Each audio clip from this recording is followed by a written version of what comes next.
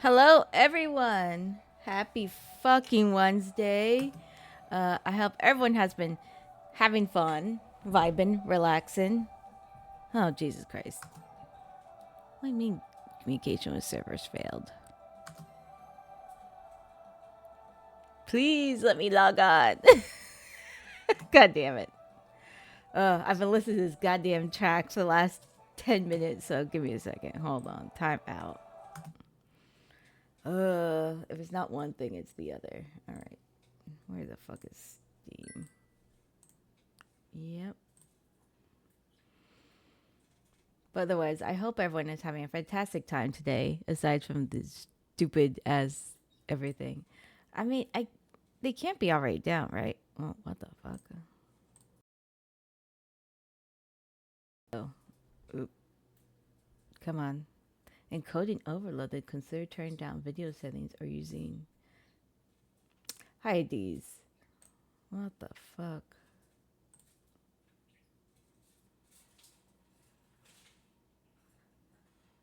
It's having a moment where it's like freaking out, and I don't know why.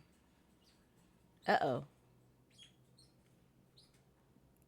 All right, time out. What the fuck? Well, at least the test is working. I know, right? Um, Give me a second. Hold on. What the fuck? Of course, the minute I start fucking streaming, the fucking thing breaks like altogether. I don't need this up. I'll just close that for now. Steam, please. Yep, store. No. Why is it not working?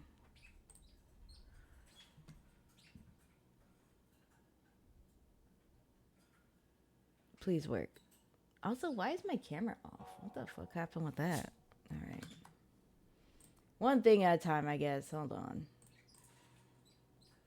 Camera. Why did my camera suddenly turn off? What the fuck? It's like the minute it's like, oh yeah, it's fine. No, it's not fine. Camera on. Oh, okay. Now it's working again, I guess. Okay, there we go. That's working. Let me do this. Let me. Nope. Nope. Now, if we could log me in, that's a different thing. Ugh. Fucking Christ. All right, hold on. Stupid ass. Stupid everything. All right. Let me. Yeah, let's just do that for a second. I really want to play this on stream. I'm so mad. What the fuck? What am I looking for? I guess community hub? Face down. No. Playtest from the 29th. Anyone else signed up for the playtest? Is Sega blocking VPNs? 19 minutes ago. I like people shitting on the game, which is understandable. Reply pre-ordered. Can you raise FOMO right off the bat? Why would you release a taste of your game a month before release? Massive red flags.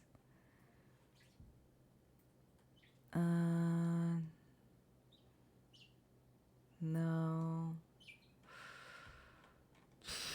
Come on.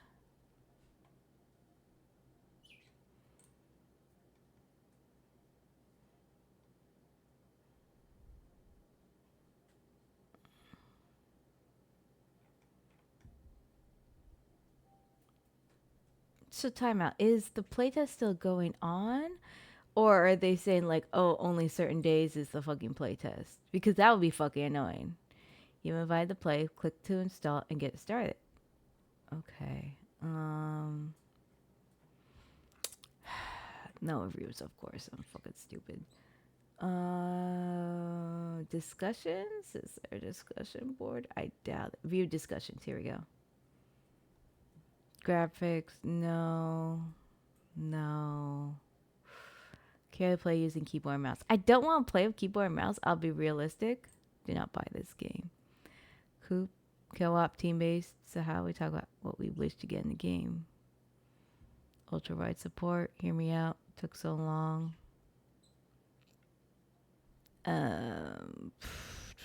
Oh, some of these are from like a couple weeks ago. So that doesn't help.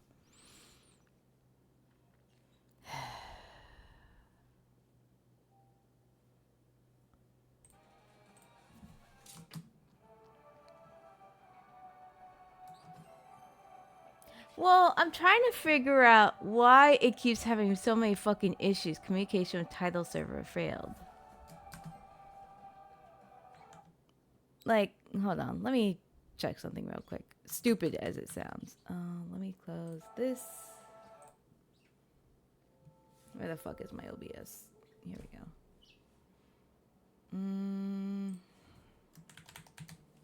Actually, I want to see something. I want to see if other people are currently playing Sonic Racing Cross Worlds or if it's just me, you know?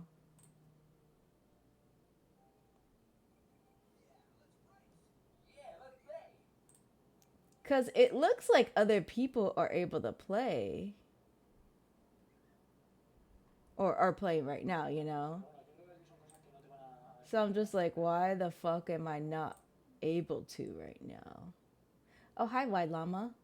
I hope you're doing good. You killed a bull today. Oh, fuck yeah. Sometimes you just gotta kill a fucking bull. Okay. Please let me play the game. Please. After almost killing another one. Damn. Let me. Alright, hold on. Let me try something. Steam. No. Library. I want to. What's the word I'm thinking? Uninstall. Because, I don't know, sometimes games are fucking stupid and they're like, hey, we can't work for no reason.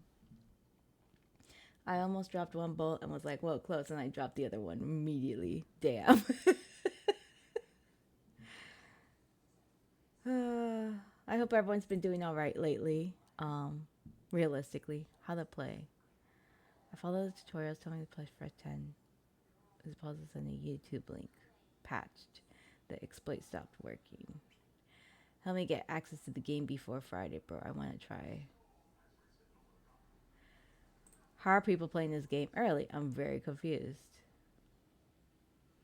Playtest like right today. Stop going straight to forums when Google exists. If you want to be a fucking asshole, I'll match your entry, asshole. I went to and tried playing and kept getting an error. Went to Google and said playtest start on Friday. So yeah, that's why I asked. Let's see. There's also a Twitch thing. So I'll be so mad if I can't fucking play it, but it's only like certain people, you know?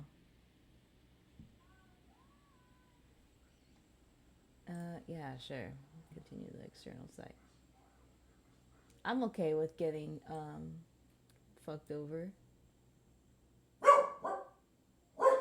Oh, also thank you for the follow, Derek. I hope you're having a good old time. At least while I'm trying to figure out how to do this shit. Oh, you sold 2 paintings, Llama? That's kind of cool, though.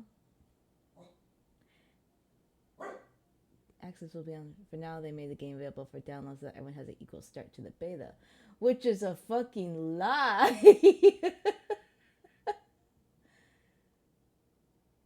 Okay. So, I just think that's funny because people are still fucking playing this game. So I'm just like, God damn it. You know what? It's fine. It's fine. I guess I won't play fucking Sonic today. I guess. God damn it. I'm so mad. Let's see. User report has not encrypted. Anyone can exploit these files. Leaks of unrevealed racetracks or characters are out. Actually possible. Okay. People have successfully patched the PC version and are playing right now offline. Okay. That makes sense.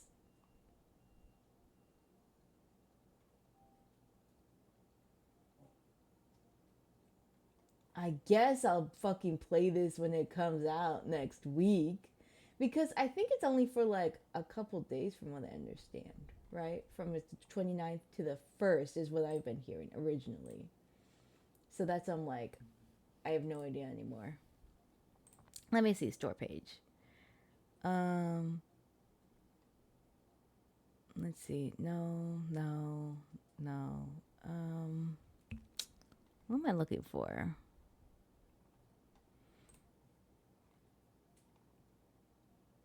SpongeBob, Patrick, no.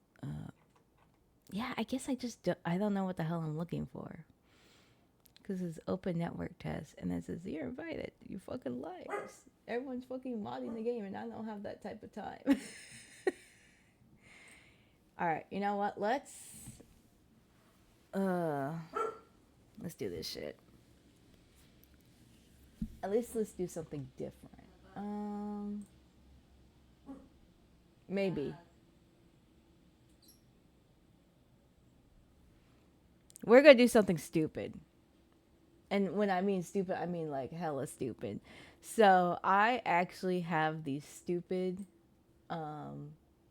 games on my,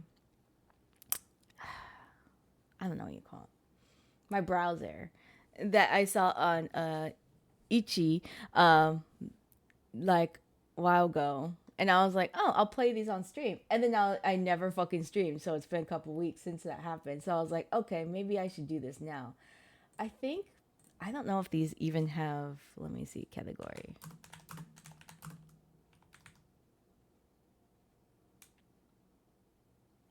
I think because it's gotta be a miscellaneous of games, I'm just gonna do just chatting. Because realistically, it's chatting. It's just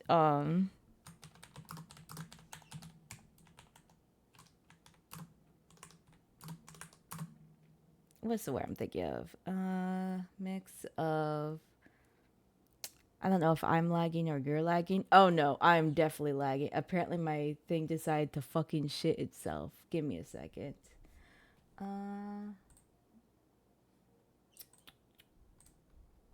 Close that. That did not help. Okay, that's fine. I don't know why it's lagging so badly today. It just was like, no. Let's see here. File, settings. I'm just gonna look at my settings real quick while I'm doing this. Oh, there it goes. It's fucking disconnecting. Of course. Twitch and change for controlling some of your streams. Oh, shit. What the fuck? Did it like... Oh, no. No.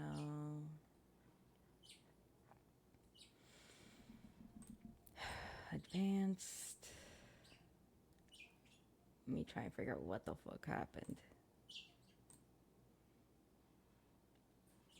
Video, no.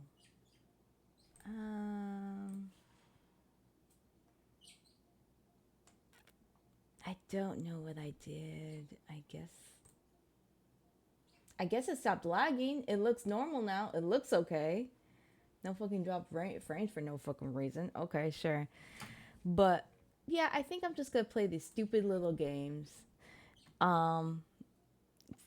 There's a couple of them. I have 5 that I want to try out just cause. So yeah. This one is It That Deep, Bro? A text-based game where you navigate the tricky headspace of a teenager who is going to see a movie with his friend. There's no underlying intent to watching this movie. You're just a cinephile who appreciates modern classics. Who cares if it prominently features a gay romance?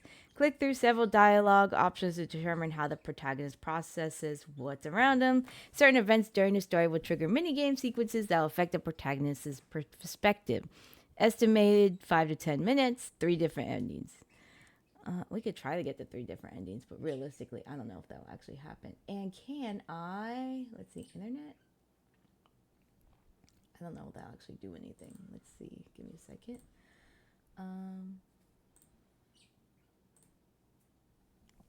All right, I guess we'll see what happens. No, good.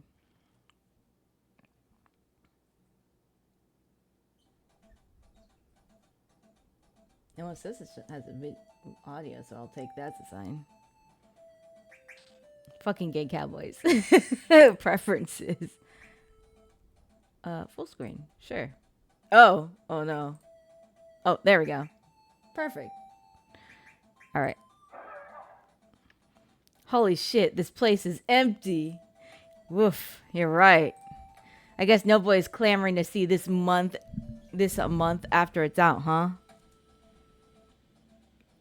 It's an Oscar nom. It's Oscar nominated and everything. Dallas Divided will be the talk of the film studies for years. People don't want to see this? See what? Cowboys and assless chaps spread across a 30-foot screen? I mean, you gotta just know your crowd, I guess. I think your priorities are a little different from the average viewer, bro. Oh yeah? Then why'd you go with me? I'm just gonna throw milk duds at the screen to see if they stick. Duh. Damn. Holy shit. Wait. Holy shit. You see this? Oh. We look awful. What? The armrest goes up. Oh, this is fancy. Clay flips the armrest up and down a few times to show it off. Are you trying to cuddle or something? I was mostly hoping for a handy, actually. No homo. You keep saying that and I'll start to suspect something. Oh yeah, bro. I've been pining for you all this time. You haven't noticed? Two star-crossed bros. One madly in love with the other. God, shut the fuck up. Oh, let me turn this down on my end. Hold on. I realize it might be echoing. The letters left unsaid. The whispers left unwhispered. The love yet unconfessed. Until a gaily romance proposal that I jerk you off in an empty movie theater? Exactly. No homo. Then keep your pants on for now. The movie's starting. Damn. The movie's getting tense. The main character, Buck, has been grappling with something all morning after accidentally catching his marshal friend, Randall, bathing in a nearby spring. I was battling. I was like, what the fuck? I can't read. On screen, Buck sits bow-legged on the stool he's dragged around the side of the house. Randall's there, up on his horse, listening to Buck. Do you ever dream, Randall? What do you mean? I do. I dream every night. A gunshot rings over the mountaintop. Suddenly a cloud of burns out of the trees, up and out of the frame. Before Buck can finish, Randall's kicking his horse into a gallop and he disappears into a cloud of dust. I guess that's what happens when you're fucking marshal. You're like, oh, I gotta go inspect that, I guess. Oh, hell. Forget it. Oh, shit. We're sharing an armrest. His arm is touching my arm. Out of the corner of your eye, Clay seems transfixed by the movie. You guess he's counting how long the milk dud he threw will stay stuck to the screen. I don't even know if he'll know this. Should I move it? Hint. Hit the space bar at the right moment to choose what you'd like to do.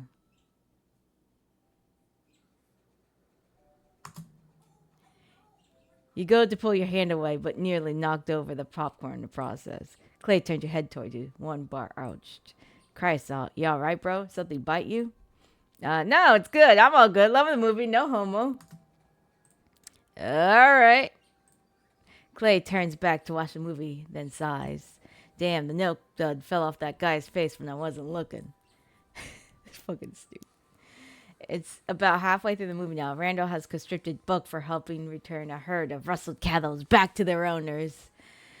Resting on makeshift campsite, the third night out, Buck sees Randall pulling off his jeans before redonning his chaps. Underneath, he isn't wearing underwear. Damn, so there's a straight up peen on this stream?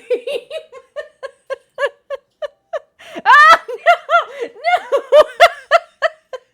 There's an extended close-up on Randall's ass, partially lit by the flitting orange firelight. Clay stifles a giggle. Oh my god, dude, what is happening? That's definitely an ass. What the hell do I say about this? Please, brain, let me say something smart. That's fucking funny. Hit the option you want to say hurry or Clay will think you're a dork. What did I say? No, wait, this is totally important. I learned this by watching Drive. Bullshit, dude. I'm serious. Did you see how the top left of the cheek is blue, but the bottom right is orange? Oh, so I'm a fucking idiot. Orange and blue is super important in movies because it draws the eye across the screen from one side to the other. I'm not kidding. It works great there. I think a dude's chiseled ass enough to draw your eye across the screen, bro. Ha ha. Shut up, dude. You elbow him in the side and smile at him. He smiles back. We're near the end of the movie now. Buck and Randall slept together 2 nights before they got back to town. They're not sure what to say now that they're home. Damn. Extra homo. They're sitting at Buck's kitchen table while his family's out at the market. Buck looks like he's about to cry. Damn. Buck, there's no one can know about any of this. We made a mistake.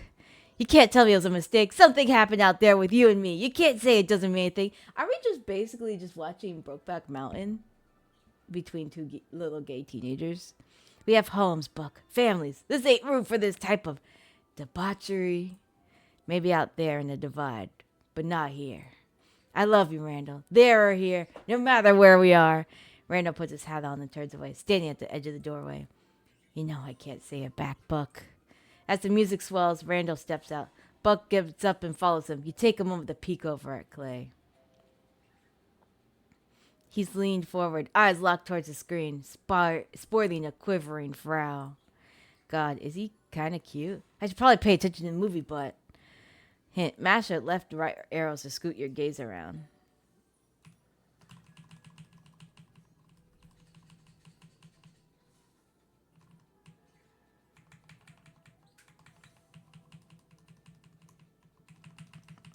I don't know what I'm supposed to be doing here. Oh, no. Randall. Sir. Oh. You're not even sure how the movie ends. You're too busy. You're looking at the way the light flickers on his face, the way his hands seem to tense up. You look at his eyes, looking at the screen and how a single line of water builds up at the bottom of one lid. He wipes away, glances at you, blushes, looks back at the movie. Shut up, dude. You're both smiling until the music fades out. You both walk out of the movie theater a little dazed as the credits roll. That was it. So, what do you think of the movie? It was, I have no fucking clue. Something tells me you weren't really paying attention, not much attention to the movie. Yeah, I guess I had something else on my mind. Yeah, too busy churning up more salient film crit to actually watch? Clay chuckles, his eyes glaring in the sun, and you feel yourself blush. You can't help but laugh, too. Oh my god, he's beautiful. Yeah, man, you got me. Boy ending. The boy ending? The what ending? I can't take it seriously. Alright, how do I get the fuck out of window? There we go. I will say it was interesting. I don't know if I would play it more, you know. I think everyone's like, guys, the movie just broke back Mountain. I can't get past the Space Star stage where we had to move or not move our hands. Mobile victim, please help. Super cute game. I was confused for like 5 minutes because my name is also Clay. What happens here? I need more. Giving the insane Dave Strider vibes here. I like everyone. At least everyone enjoyed it, so that's kind of cool. Alright, let's try the next one. This one is, let's see. Experience love between two girls. Earnest stargazers is still searching for their path in life. The future is unclear. Will their dreams be broken? Will they walk different paths? And can their love be torn apart? Emotional narrative told through pictures, original hand-drawn art and animations, 10 to 20 minutes of compact gameplay. You find code to get cut. Alright. Alright, let's do this one. I hate how bright the screen is, though. Can I expand it? Oh, there we go. Oh, I guess it just does that. Alright, that's fine. There's this girl. Alright. Oh, I guess there's chapters. I see. Now I understand why it's so short. Alright. Let's see.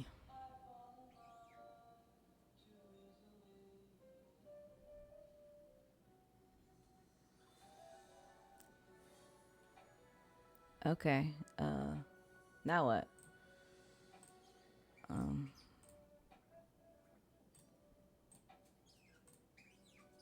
I can't do anything. What the fuck? Keys? No? Mouse isn't doing anything? Oh, I scroll. Okay. Oh, so she's getting ready for the day?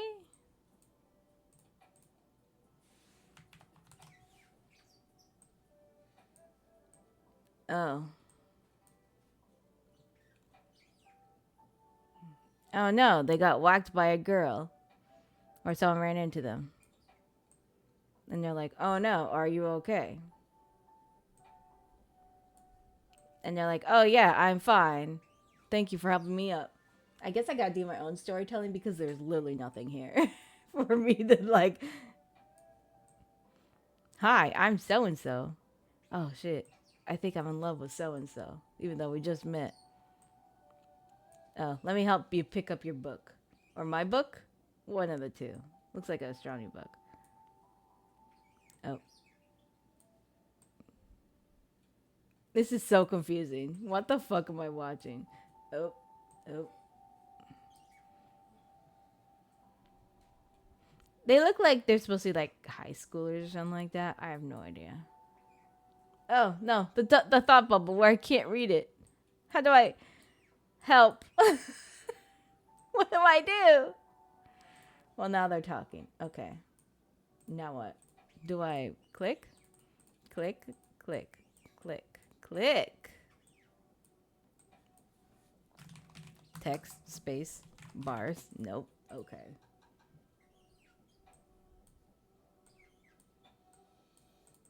Okay. Um, they talk for a long while as I try to look for my fucking mouse to exit full screen. Oh, this looks better like this. I'll be real. Okay. Now what?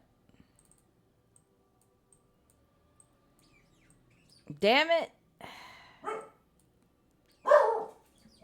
I guess they're both talking about their books. Okay, now what? This game... Alright, let me try and reset this again. Because I think it's stuck. Okay, there's this girl. Begin. Yep.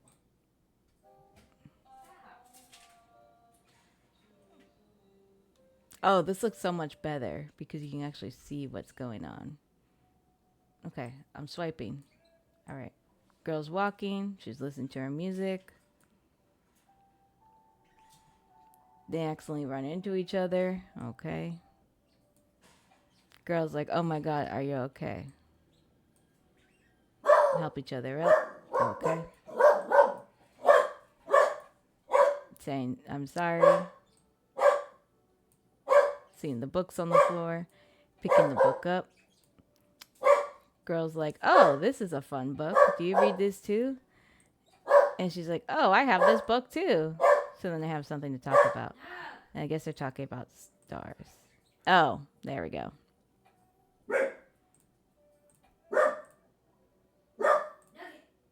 There we go.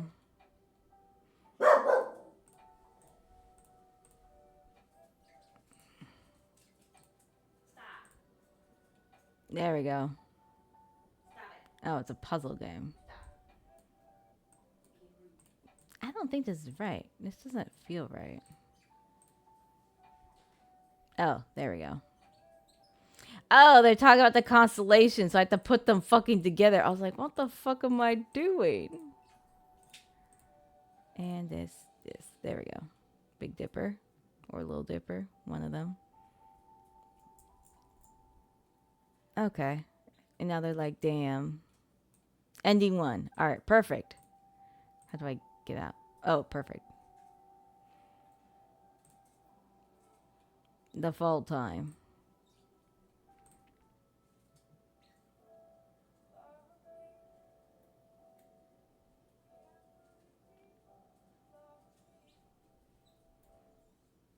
I will say it's very funny that I'm like struggling. Okay, so they're not high school students, so they're college students if they're learning how to do programming and stuff.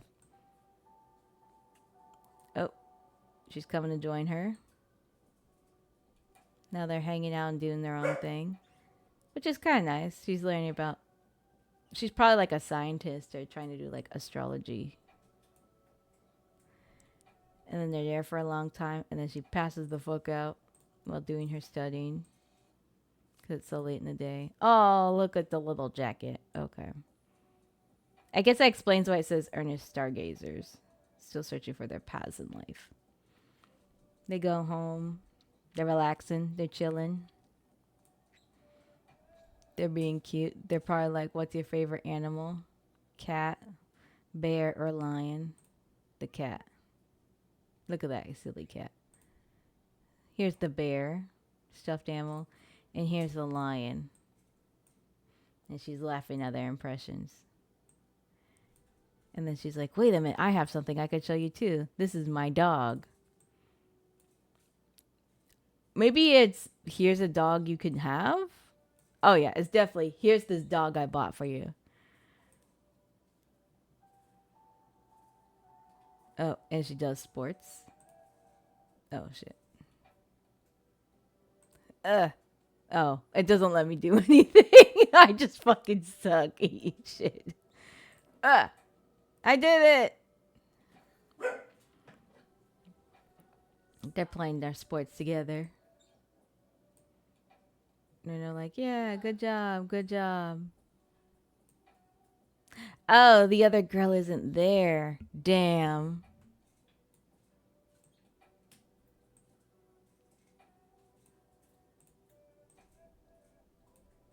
Oh, no, she's right here. She's in the crowd. Yeah. They're such girlfriends. It's very funny. Now they're watching the stars and they're like, oh, look at these constellations.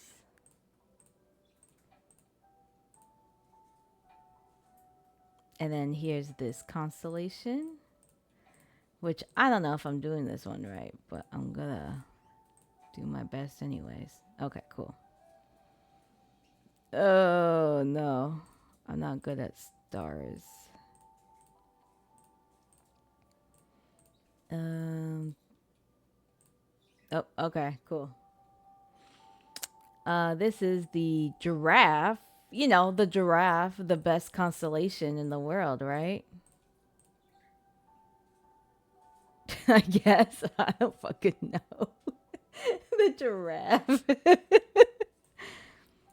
And it's like, oh, look at this door. And she fell asleep. And now she's going to have to carry her bitch ass all the way back inside. This is so stupid. I want to love it, but it's very hard. Oh, no. One of them forgot something. All right.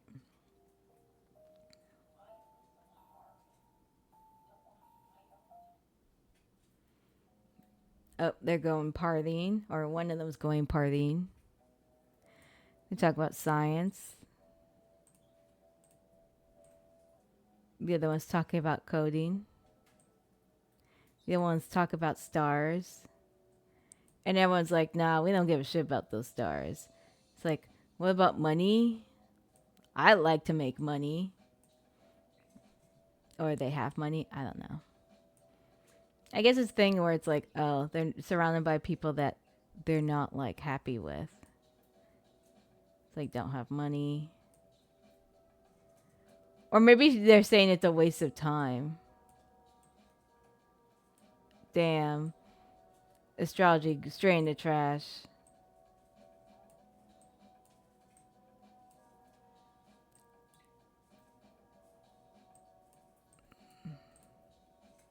Oops, I think I broke it.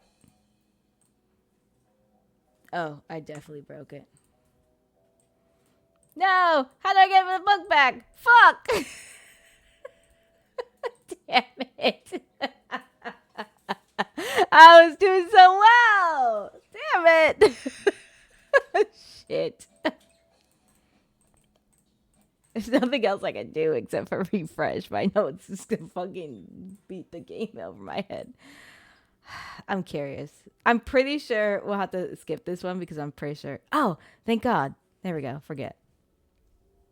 Thank God it saves my progress. I was going to be so sad. Don't want file time. All right.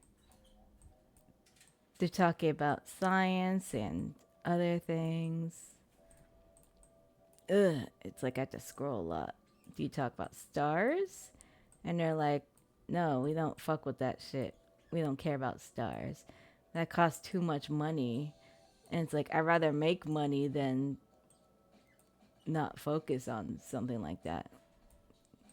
And it's like, it's a waste of money, so you should throw your shit out.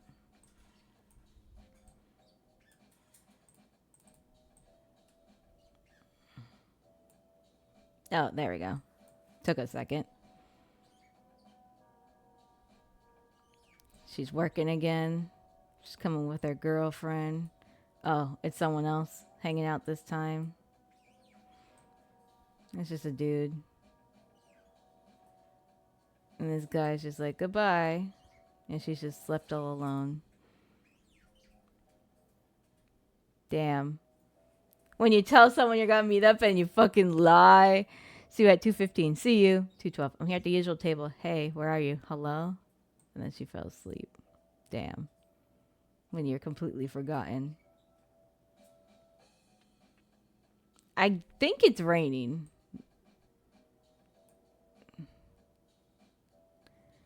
Why does she look so fucking angry at her?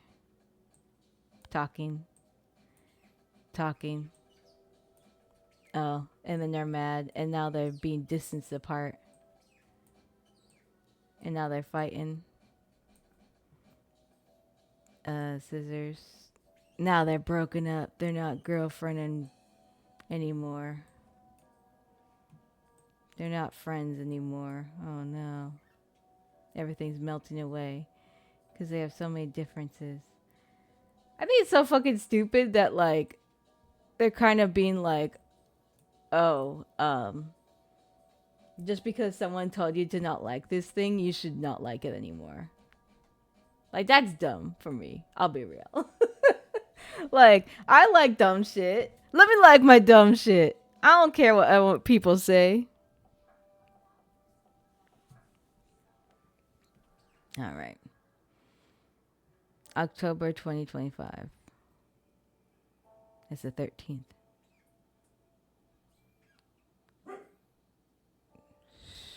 Scary movies, maybe? Oh no, they're just living their own lives now. So she's all sad and depressed, and she's just hanging out and doing her own thing. Because it's been so much time. A couple weeks later, November, December. Okay, now it's a couple months. She's doing better. She's decided to finally grow and cut her hair, you know, as all girls do. And then she's finally starting to feel the effects and being like, oh, I fucked up.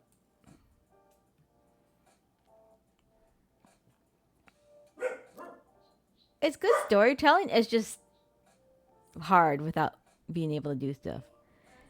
She's surrounding herself with good friends now, which is like good for her. And they're just growing up and doing their own things. It's like, you know, sometimes it's all it takes is time for it to heal. And then imagine. Oh, this is probably like,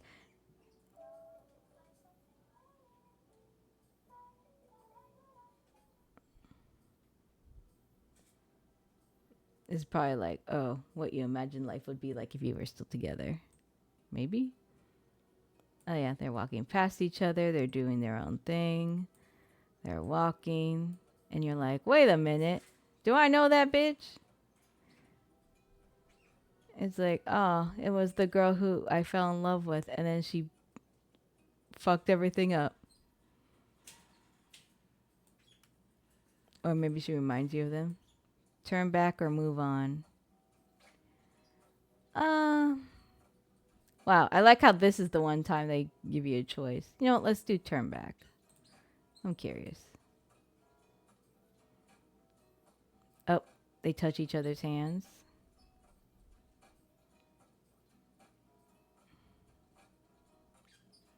Is that's it? What? What? Hold on, time out. We're going back and doing the other one. That made me mad. That made me mad. What the fuck? All right, time to start scrolling.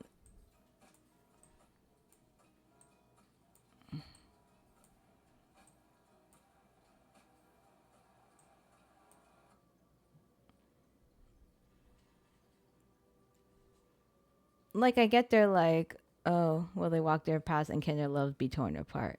So I guess it's like they either get back together or, you just move on with your life. Let's just do move on. Because I'm pretty sure that's technically the main story. Yeah, moving on. What? Okay, that was.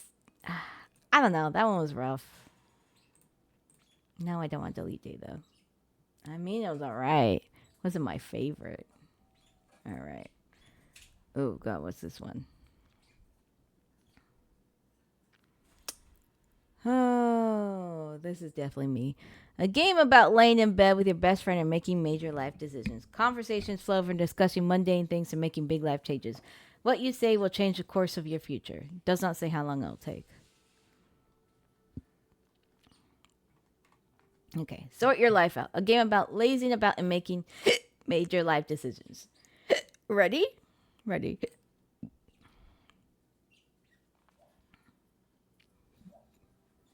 Hello, hero. How are you? We're just playing silly each games. Oh shit! I haven't been paying attention. Can I scroll back? No, I can't. No. They said something about do you like coffee?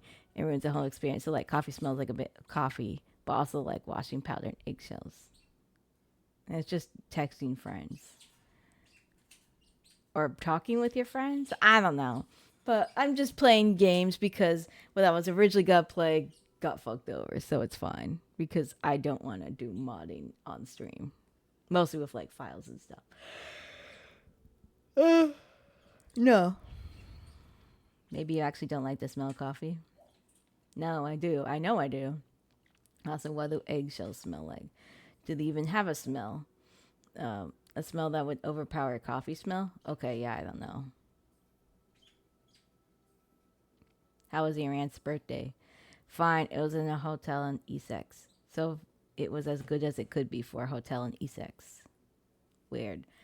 Well, that's good. Sometimes all you gotta do is live and not do too much else. Sometimes you just gotta vibe and relax and just, do yourself a good one. Weird how you actually get hotels in actual Essex. Like, Essex is great. Exactly. Weird vibe. All the toilet had the end of the loo paper folded into a point. Oh, so this is definitely like British. Wait, it's a waste of time. I know, right? That's how you put the fun back into going into the toilet. And like how they tuck the sheets under the mattress. Like they really tuck them in. Going to bed is a bit of a chore. I know, no one else does sheets like that. And if they do, I don't want to know them. Me neither. I wonder who first suddenly turned around and said, Guys, we've been doing toilet paper all wrong this whole time. My idea will change the face of hospitality forever. That person is sitting in their mansion somewhere, surrounded by their house staff, who are constantly folding all the toilet paper ends into points. Like a boss. I wish I thought of it now. How's stuff going between you and Alex? She's talking about moving in together. Talking about or asking? Right, yeah. Asking. Oh, okay, okay. How do we feel about this? Is Alex the type of person that another person can live with? Does she make long distance phone calls? Does she scratch up all your CDs and put them back in the wrong cases? No, none of that stuff. Because this is not 2002. All right, all right. Um, Alex is starting to seem meh. Really? But she makes such good scarf choices. Yeah, the scarves are fun, but the other stuff is sort of not. You know? I don't know. All I can remember about her is scarves now. She laughs her own jokes too much. Yeah, but you do that. Exactly. We can't be a pair of people who both do that. Then we're just two stupid fucks who laugh at ourselves and not at each other. Okay, that's fair. You don't want to be one of those couples. Well, if we ever are. This is very bizarre. I can't believe it's Monday again tomorrow. Monday happens every week, dude. I wouldn't mind so much about Mondays if my job wasn't so intensely lame and my colleagues weren't such rentless turd sacks. This is so weird. Like, I feel like this is such a scattered conversation. Like, I can't tell if it's all happening all at once or if it's just more like, you know, here's a pause in between and all that shit, you know? It's very weird. Gosh. Yeah. And I know this is real unoriginal fancy, but I really don't think about killing my boss. Damn. All right. A lot. That is pretty unoriginal. Please be more original. I just hate all the rules, man. So many damn rules. Like what? You know, turn up on time. Don't wear pajamas. Be productive.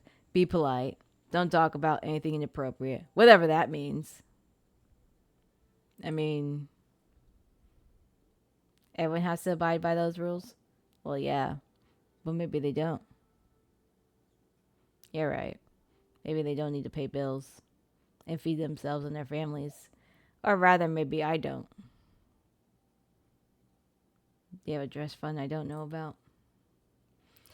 Okay. Give me some, you greed monkey. No. I could work for myself. Doing what? Dunno. Folding toilet paper into points? That already sounds better. This is a weird conversation. I don't know if I like this. Either way, your job is not worse than my job. Freelance sucks. Enjoy your benefits. Can you wear a Power Rangers costume and eat garlic paste all day while you work? What a horrible choice. Good lord. Oh, yes or no? I guess. Yeah. And it's not as fun as it sounds. Still better, but I have to do this horrible kind of begging for each and every bit of work. Yeah, you were never great at that. Oh, thanks. I mean, it's obvious really tired being freelance sometimes. Yeah, it's also the money. What about it? I need more of it. Money, please. Ah, it's getting to the point where I can no longer afford living alone. Yay, live with me. No, you live in a sinkhole next to a swamp. And it smells like bums. Good point. Very good point. Okay, so moving with Alex. I guess. Yeah? Just think of all the scarves. We have a homeroom dedicated to scarves. I could assign a different scarf for every day of the week. This is so bad. That's the spirit. And I'd have money. You sure would. I could eat out at nice restaurants, finally, if I budget sensibly and only go 3 times a year. That's enough for both of your birthdays. Plus one bonus dinner. My birthday? That's what I call living. Uh, if that's not a reason to do it, I don't know what is. I hate that I can't scroll back, you know? Would you able to help me, like me to help you figure out how to quit your job? What now? It just sounds like you're not cut up for getting up and going to work every day. And, um, getting dressed apparently. Yeah, I'm pretty sure every time I call in sick, it is just because I want to sleep in more or I can't find my shoes. If you worked for yourself, you could get up at 4 p.m. and work in the morning. I mean, if you really want to. We just tell her freelancing sucks and we're like, not do it yourself. What the fuck? The other day my manager asked me to forward him an email and I almost said forward your own damn email. Can you even forward an email you don't have? No, you can't. I know. Just a little bit, but that's okay. No worries. It's not that loud. Like, I can't tell if it's me breathing into the mic or if it's actually picking up just other things around me, you know? What are you playing, anyways? I got Hogwarts Legacy for like $13. Hogwarts Legacy? Alright. But it's not the full, like, 70, it's only 13. I guess that's true. I know I saw it on sale earlier on Steam, And I was like, I don't know. Like, you ever get just like tired out of a franchise? Exactly. That's kind of why I was like, I'm good. Lame. I should just put an end to this rubbish, start my own magazine. Is that really what you want to do? Yeah, why not? I could do it so much better. I just think it's funny that you're buying Hogwarts Legacy when you don't even like the whole Harry Potter franchise. Are you just bored on games? That's funny. But I'd be doing it for me. I won't have to wear shoes. I would be allowed to swear. Uh, you need to swear a lot to have due to having cold feet. You'd like to be a barefoot. What? I don't know what that means.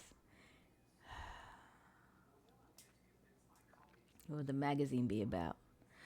Okay, I'm done with this one. This one is so bad. I can't do it. It's so stupid. It was too long. Oh shit, I have to download this one. I think this is this is a horror game. Around 30 minutes of gameplay.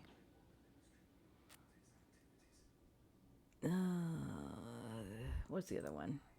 Depression Quest. Oh, this one I also have to download.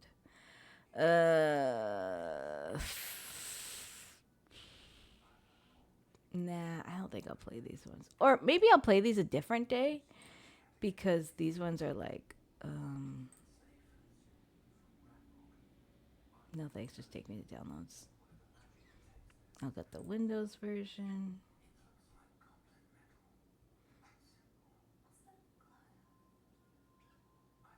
All right, that one's downloading, I think. Nope. It says it's download. Hold on. This is also from 2014. Isn't... Oh, hold on. Let me check something. Where the fuck is Steam?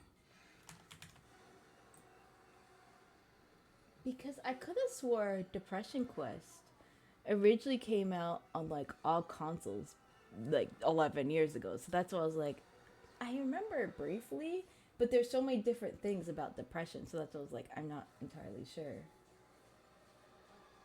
No, not that. Depression Quest. Yeah, I have this on my fucking... Okay. Give me a second. Oh, it's still downloading that. Depression Quest. Here we go. Yeah, I do have this. Fuck it. I guess we're playing Depression Quest. Oh, shit. Oh, there we go.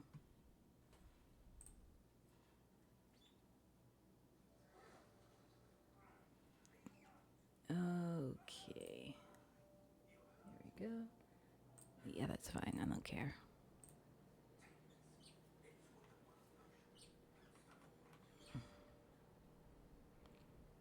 This feels real. This feels real enough. Okay, let's play. Depression Quest, an interactive nonfiction about living with depression by Zoe Quinn, Patrick Lindsay, and Isaac Schenkler.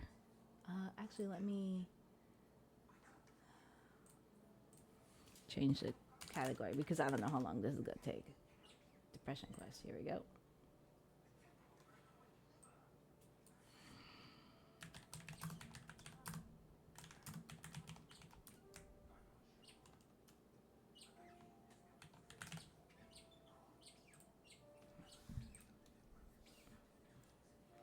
I also apologize if these vibes are very sad and moody, but you know, sometimes it'd be like that. Let me just cancel that. And I just want to check something real quick before I start.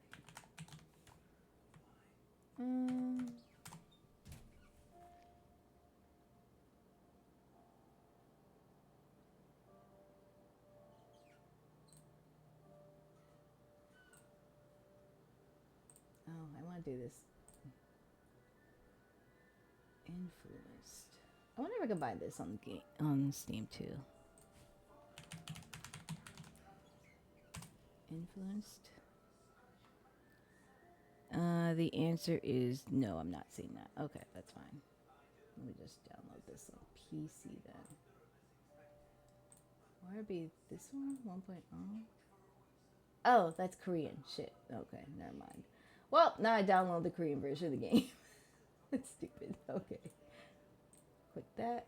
Oh, yeah, that's fine. Okay. Um. Oops. There we go. Okay. How do I depress request so you guys can listen to the sad music with me? Its emotional instability is probably most indescribable, except as a sort of double bind in which any slash all of all the alternatives associated with human agency, sitting or standing, doing or resting, speaking or keeping silent, living or dying, are not just unpleasant but literally horrible. Yeah, that sounds about right. And as someone with actually severe depression, I think that's the correct term for it. I have to double check.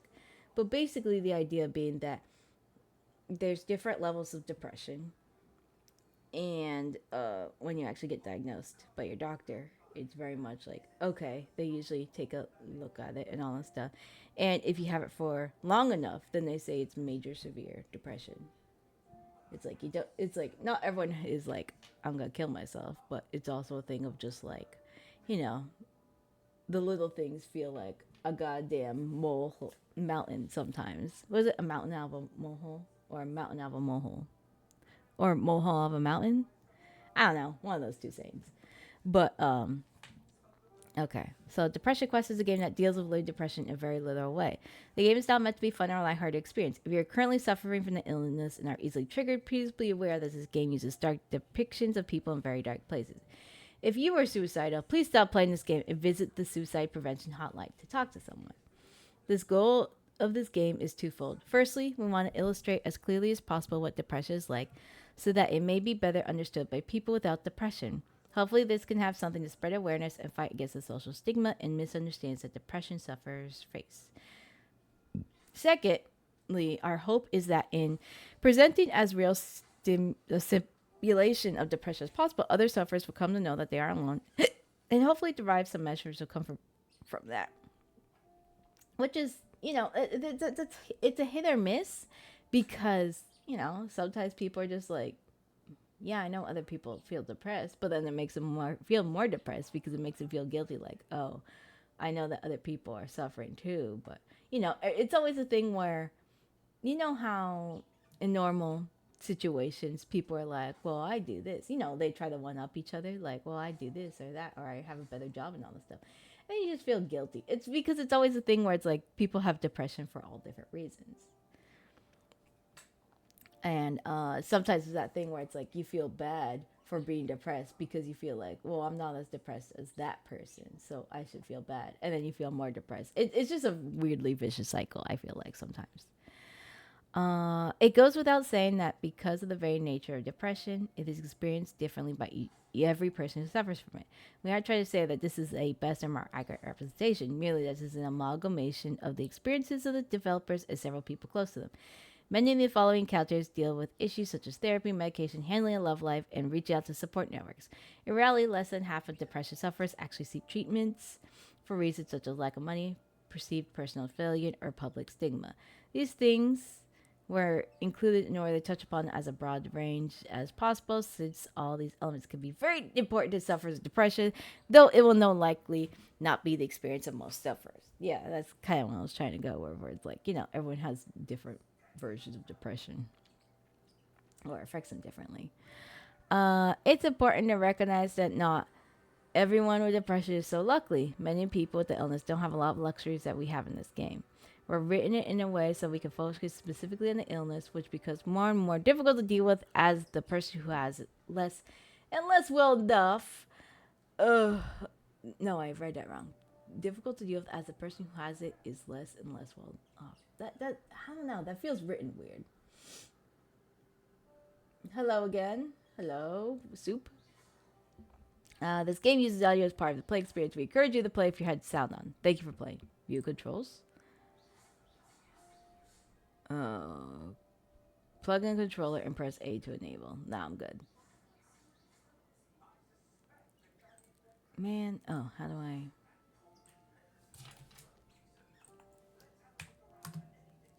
enter? There we go. All right, let me give you a big old move before we get into Sad Town. Moo! Moo! Moo! Moo!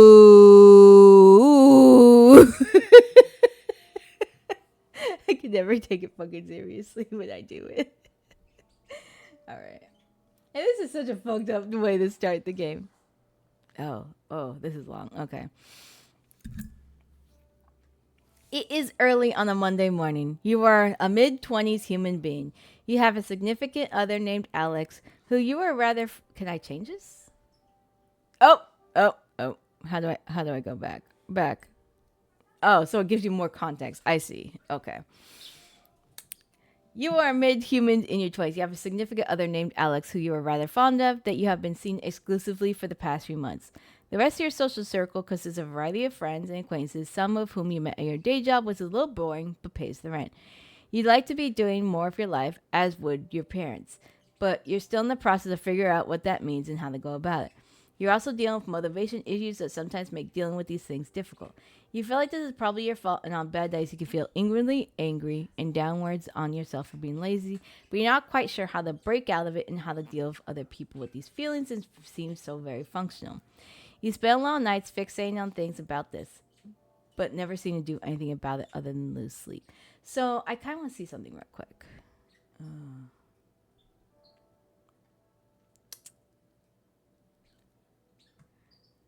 Um, I think for the aspects of this game, because as a person who has my own bizarre, strange set of depression, we're gonna do this in a different way.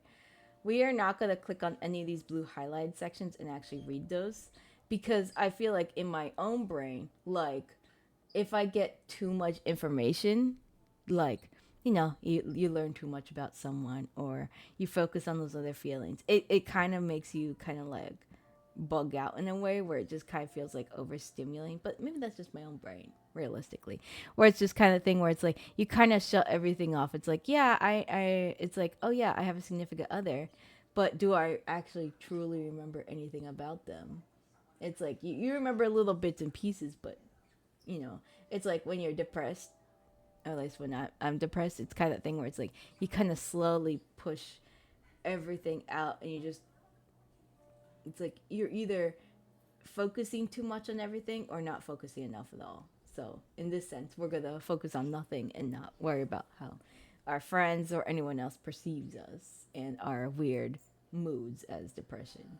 Because sometimes it's that thing where it's like, people don't see it. They're just like, okay, they're just going about their life. And, sometimes they meant talk about it, but I don't know. This is just my weird way of going about it, though. And also, totally not because I just want to read more shit. Oh, this is so much. Good lord. It's an unseasonably warm Wednesday evening. You spent the past several hours at work. This past week or so, you found your job motivation flagging more so than usual. You've been in a fog practically all day, simply going through the motions without even realizing what you've been doing half the time.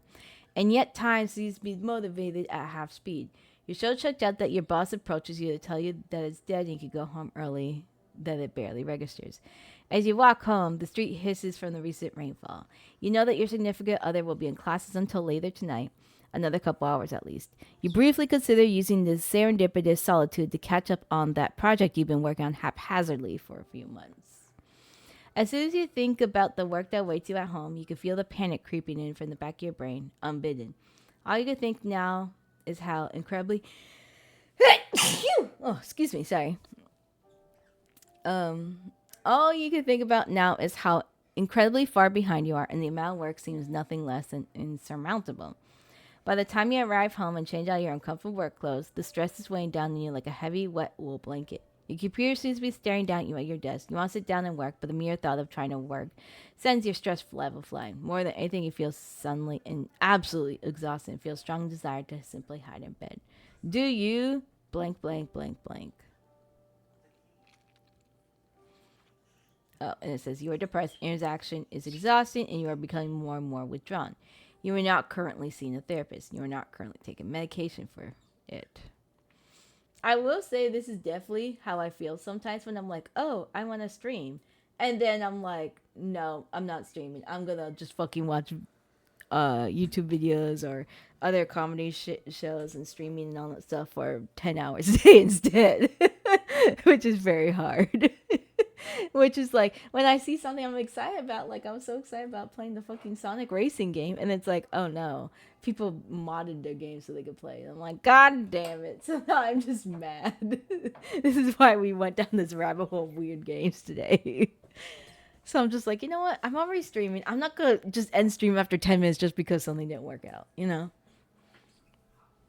All right. So technically, I can't do this because I'm too depressed. Um, yeah, let's do this. I'm gonna try and do this as realistically as myself. Turn on the TV, telling yourself you just need a quick half hour to unwind. Just a half hour TV, you tell yourself, absently grasping for the remote. You don't think so much to sit down on the couch as you sink into it. You turn on the TV and start going through your usual channel routine. After a few cycles of this, you realize you're not going much more than calisthenics and absolutely killing time. You check the clock and see that over 20 minutes have already passed into that down. As your self-imposed time limit creeps even nearer, you can become more and more anxious. You stand up and walk to the fridge, telling yourself, "I'll just make myself a quick sandwich and get to work after that." Can't be productive on an empty stomach, right? Yeah, so much procrastination. As you eat, you start pacing around your apartment, heading past your bedroom in the process. You stop in the doorway as if to physically unable to cross the threshold. Familiar waves of exhaustion start racking you, and you feel simultaneously tired and panicked. You close your door and head back to the couch. It's still early yet, you tell yourself. As long as I get to work in an hour, I'll have plenty of time to be productive. As you flip the channels and let CSI and Jeopardy reruns wash over you as you sink deeper into the couch, feeling at once encroached upon and shielding by being quite literally swallowed up by it. As the second hour draws nearer, sure enough, you find yourself getting anxious and jittery again. You repeat the fridge pace, couch process a couple more times before you look at the clock and realize that several hours have passed and not surprisingly, you managed to get no work done.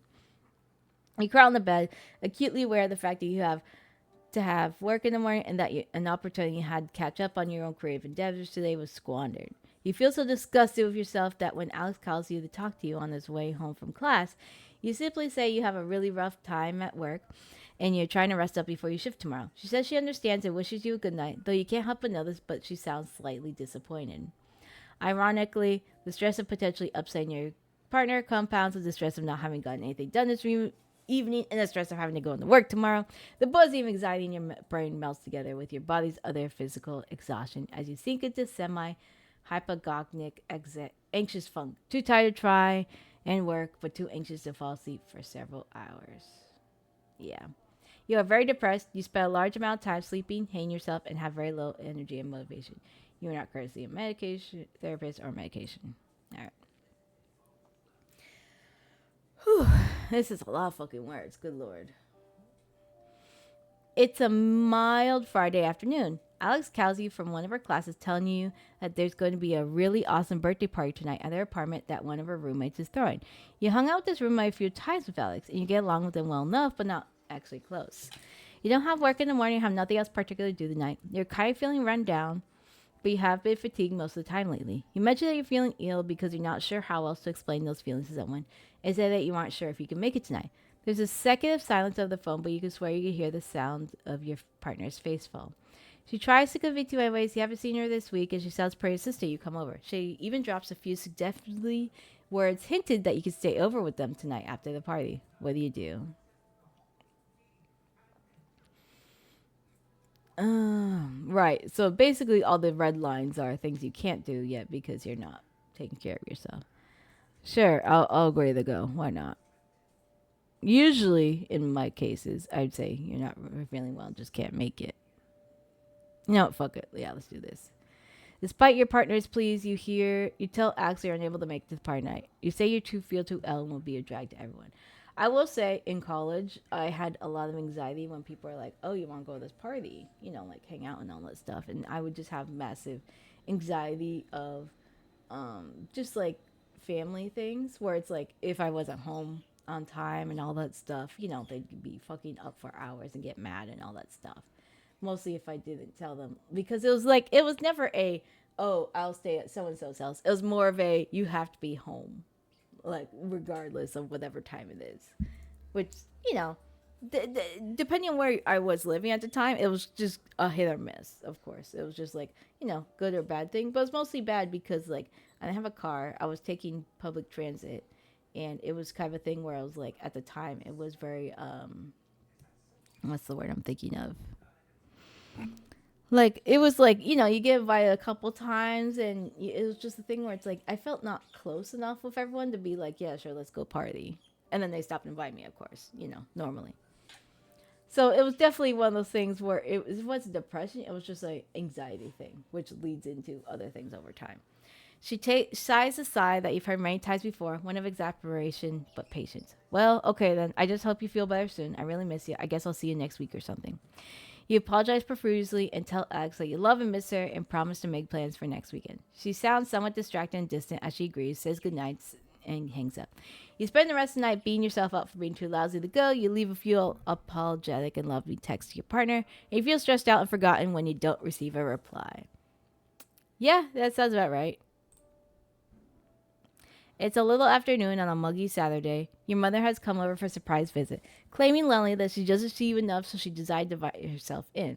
As you converse, she walks around your place, and you get the instinct impression that you're being inspected. So what's going on with you lately? She asks abruptly. Taking somewhat aback by her this left fielder question, you tell her you're not sure what she means. She repeats the question, saying that you haven't seemed like yourself lately. She gestures to the dirty dishes piled in the sink and notes the fact that you haven't called her or visited in a while. Your reticence only seems to spur her on more. She presses you, asking if you have problems at work or with Alex, and you begin to feel increasingly bad by the suddenly well-meaning but overwhelming inquisition. Always true. Under her question, you feel increasingly uncomfortable. You want to be able to explain to her how you've been feeling, but the truth is you're not really sure yourself.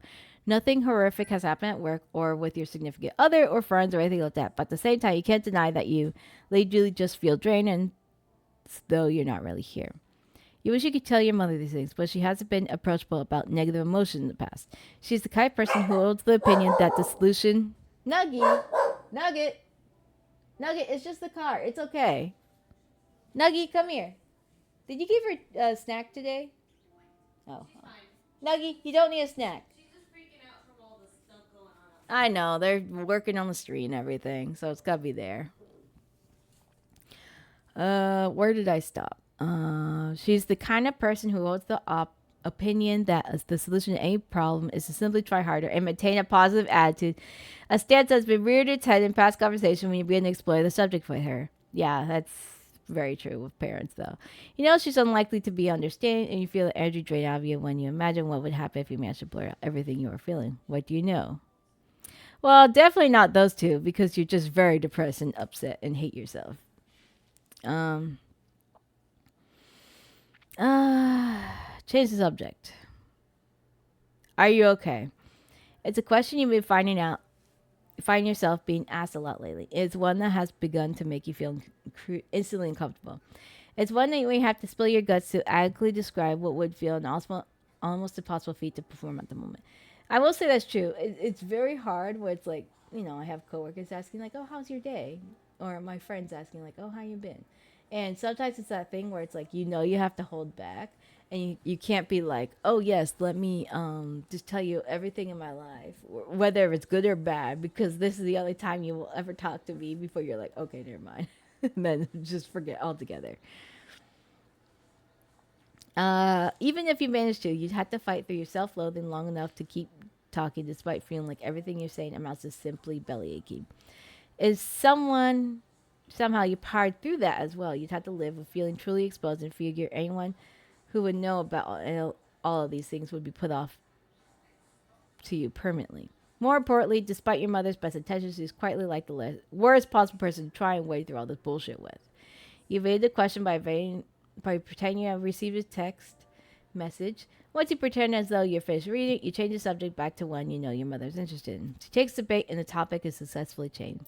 A feeling of unease lingers, and your stress levels stay high until she leaves a bit later. You wonder if you should talk to someone about all this, someone who would be more sympathetic and not tell you to simply think positive. Unfortunately, there are definitely some therapists that are definitely like, oh, think positive. It's like, well, that's terrible. Oh, we are deeply depressed.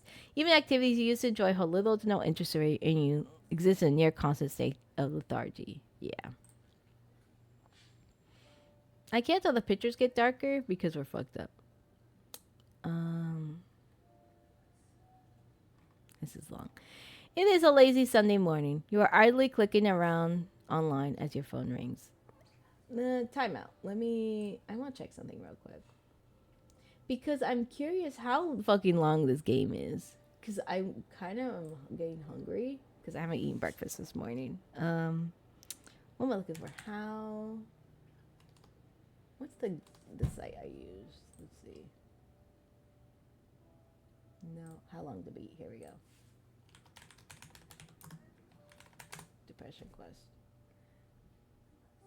Oh, it says it takes 58 minutes. Okay, I could do that. I'm just being a big baby, apparently. But it's a lot of reading, so I'm like, wait a minute. So it's going to take longer than I realized. Shit. Okay. It is a lazy Sunday morning. You are idly clicking around online as your phone rings. Sam, a coworker of yours that you're friendly with, asks how you are and makes hurried small talk with you. You typically ever talk to him on the phone when one of you needs a shift covered, so it's slightly awkward. You wait in anticipation for him to ask you to come in on short notice when he veers the conversation a completely different direction. How do you feel about cats? He asks. Mine has kittens a few weeks ago, and I'm having an awfully hard time finding a pet for the last one to live there. You don't have any pets, right? It takes you a moment to process this new information. You're caught off guard as he begins earnestly trying to sell you on the deal of taking the last kitten off his hands. It's not something that he had specifically considered before, and he seems fairly insistent. She's a real sweetheart, really loves people. She's got her shots already taken care of, and the vet says she's healthy as a horse. I could bring her over by your place tonight if you're interested. You look around your apartment and try to picture a cat in it, and as he continues to tell you about how cute she is, you tell him that this is all of a sudden and that you don't have anything for the kitten set up here. Oh, don't worry about that. I could bring over a litter box and food and all that since you'd be really helping me out of a fix. It's the least I could do. I just don't want to have to put her in a shelter. You can't help but feel like you're being guilt-tripped, but you decide to give it some serious consideration. It does get awfully lonely around your apartment, and it might feel less empty with a cat around. However, since you've been feeling so down, it might not be a good idea to take on the responsibility of a cat, even if they are fairly low maintenance. What do? Damn it. I will say it's very funny. I definitely did this. I definitely became a cat person. Yeah, it's funny because I'm like, yeah, the responsibility will help me get into a cycle, what's the word? A routine. And then I struggled 100% months later on.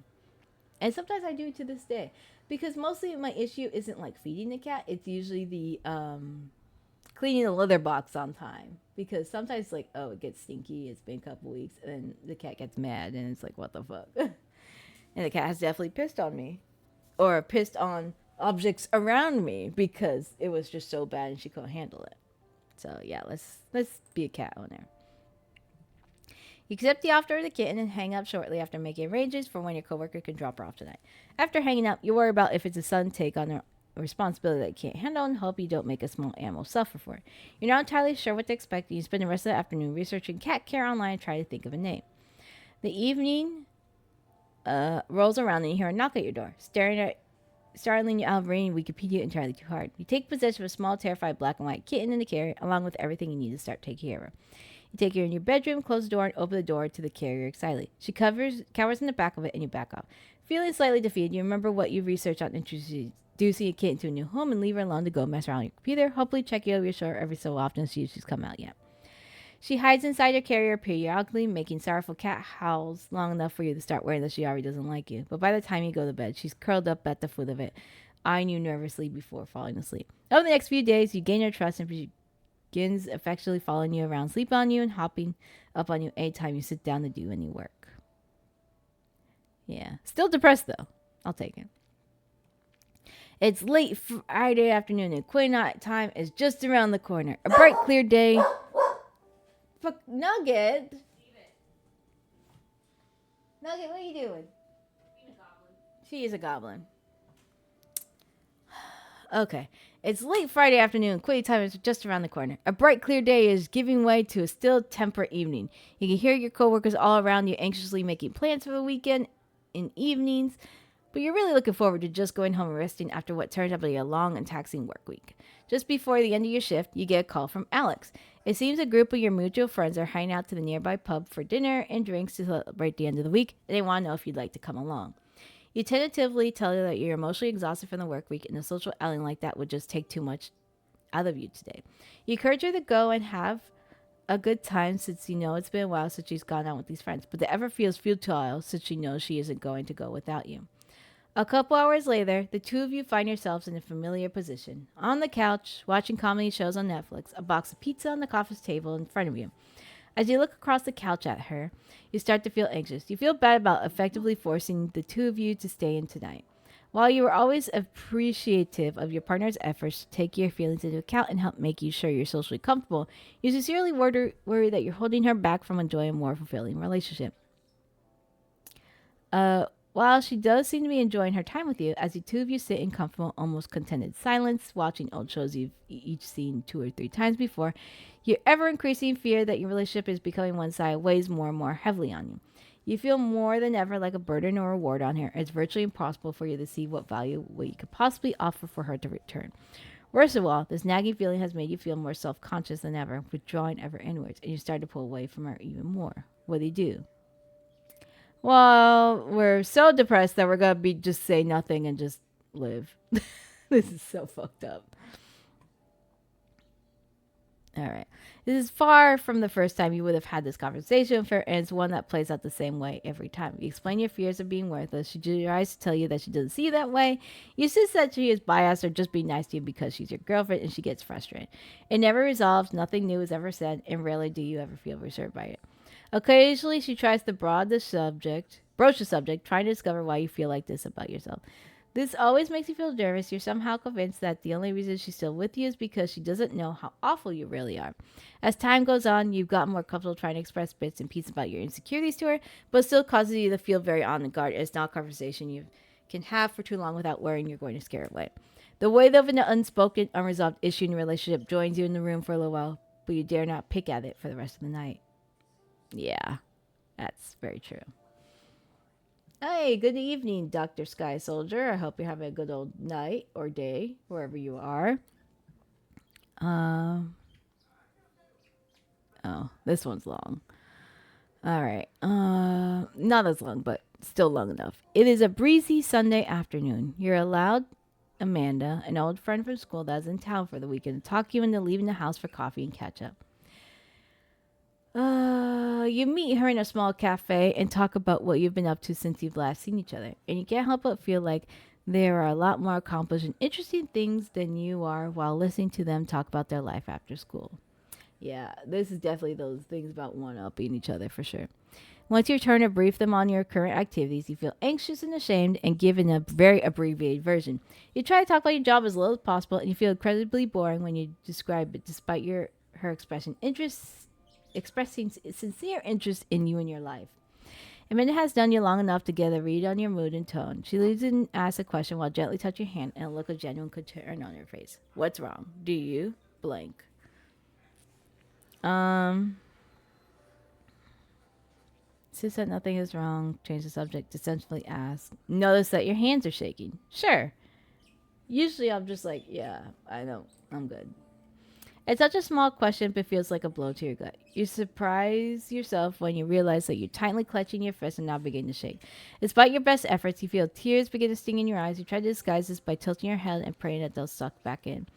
She suggests that the two of you get out of here and you feel mortified. She offers to go back to your apartment with you, but by the two of you end up talking in her car for 2 hours as the words just pour forth from you. I am having a nice day, ma'am. I applaud you for playing a game like this. I won't have the patience to read all this. Yeah, thank you though. I feel like I've read so many different like visual novel games previously where it's like sometimes you just gotta keep talking for like 8 to 10 hours and you're just like, oh yeah, I'll just keep reading. Trying to make a little voice accents for all the characters though. I can't do that. It's terrible regardless. Um The words poured forth. Amanda seems unsure of what to say at times, but she listens and rubs your back as you sob and talk. She asks if you gone to see a doctor for this, and you admit that you haven't. She mentions that her mother has seen a very good therapist in town and offers to ask her about it. You're not thrilled about the idea of going to a therapist, and even less thrilled that Amanda might be telling someone about your problems, but she persists and tells you she'll email you the doctor's contact information later that week. This feels very. I don't know. It's hard to say because I know that's a interactive nonfiction version of living with it, but it always depends from people because sometimes I've met more people that are like, "Oh, you're fine. You know, you'll get through it." And when I went to therapy myself all those years ago, it was very much I was just like, you know what, I feel cruddy enough that I feel like I need to talk to an outside source and not my family. Um, it's a glaringly Sunday morning and one of the few days that your brother Malcolm is in town and free long enough for you the two actually see each other. You have a dental appointment that day, but you make plans for him to pick you up afterwards. Oh, God. Your appointment takes a little longer than expected because your dentist tells you that you started grinding your teeth in your sleep to a worrying degree. Given how nearly everything in your life has been feeling enormous and stressful lately, this doesn't come as a surprise to you. He suggests that you try to reduce your stress levels and fits you for a ninth guard. It feels awkward and too big for your mouth, and you feel embarrassed looking at your puffed out face in the mirror with it in. You finish up the appointment in a hurry and leave about half an hour overdue for meeting your always punctual brother in the parking lot. Oh, God, this is so much text. Mental health is very important for 100%. It's very much changed over time. Like 10, 20 years ago. I'm just giving a rough estimate. It's like, you don't really talk about it. It's like, the world's focused on so many other things at the time, when you're growing up. And then now it's like, either everyone's either super mental health, uh, like pro health, mental health, like talking about and all this stuff, and other people are like, yeah, it seems like there's actually something literally wrong with you, and then it leads to all those crazy things where people are like, oh well, I've self-diagnosed myself with anxiety, depression, bipolar, neuro. I can't think of the actual word. Um, Neurological? No, I don't think that's the right word. I'm like trying to think off the top of my brain, but I'm just like thinking back to like, it's just the fact that it's like the world changes and some people have positive or very negative views on it, of course. All right. Nugget, no barking. They're fixing the street. It's okay. um You finish up as quickly as possible and leave the building to scan the parking lot for your brother's car, but don't see his old Civic anywhere. You pass by a blue Camaro and jump as it beeps at you, causing you to jump in surprise. It takes you a moment for you to realize it, but it's your brother Malcolm in the driver's seat. You hop in the passenger seat and compliment him on his new ride, and he mentions that it's a perk of a promotion he recently obtained at work. He starts telling you about how much more money he's making, how his career is really taking off, and how he's starting to look at houses with his wife soon. You clutch a bag containing the night guard in your hand and feel yourself clench your teeth as you think of your crummy apartment and how long it's been since you've been able to take a day off for work without having to worry about making ends meet. He's only 2 years older than you, but feels like he's eons ahead of you in every other aspect of your lives. So, he asks, how did your appointment go? Did you get drilled full of holes or what? A sense of shame creeps over you. Tell him about your tooth grinding problem, but not the stress causing it. The dentist says I'm apparently grinding my teeth too much when I sleep. Oh, Malcolm replies. Been stressed out lately, kiddo? Funny enough, I haven't gotten to the grinding teeth thing. I do have weird night creatures. Oh, yeah, I have a couple of creatures. I have the dog creature, I have the cat creature, and then the birds creature. They're like little parakeets and all that stuff. But yeah, they're all right. They're little creatures for sure. Decide that you don't really want to go into it. You tell me that you don't think that's the case. It's probably just a random thing. He doesn't pry farther. Instead, begins reminiscing with you about the time you chipped a baby tooth because he actually knocked you over once. You go out for dinner and catch up on things, but you still feel somewhat distracted by the gnawing anxiety in the back of your mind. Though you enjoy your brother's company, you still feel like you want nothing more than to go home and hide from the world tonight. It becomes hard for you to try stuff for you to try to stuff all your horrible feelings down and go emotionless when someone like the dentist can see a fraction of what's going on inside your head.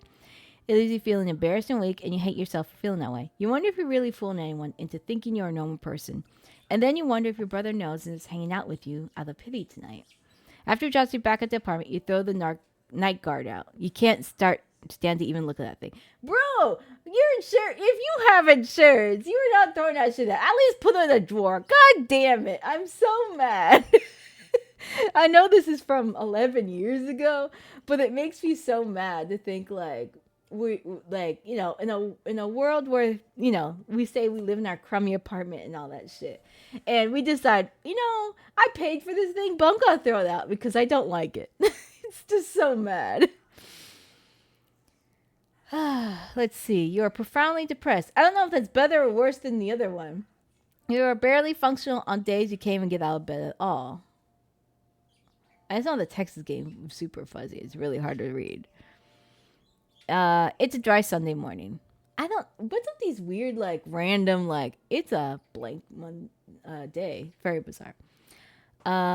You grab your morning coffee and scoot your rapidly growing kitten off your office chair, and despite her protest, sit down at your desk to check your emails. A new message pops up in your inbox almost as soon as you. It's from Amanda, and you remember her meeting at cafe and awkwardly bringing up her feelings to you. Subject: Hey, buddy. Buddy. Hey, sorry it's been a few weeks. I meant to get to see you sooner, but it took me a while to get a hold of my folks back home. Dad told me to say hi, by the way. Anyways, I remember what we talked about last time, and I saw you, and I hope you aren't insulted. But I asked my mom for the number for the therapist. Don't worry, I didn't tell her who it was for. I think she's worried about me now, though. Haha. Anyways, the number is blah, blah, blah. It's a really good office. You should look into it. Talking to someone never hurts. If you're worried about money, don't be. They're one of the few that have a really good sliding scale fee system and that won't charge you when you can't afford it. I hope you're feeling better. It was nice seeing you again. A. I'm curious. Actually, let me Google this number because I wonder if it's like the mental health crisis hotline or if it's just a made up number. Because I'd hate to like imagine you're like playing this game and then it's like, oh shit, it's like 647 723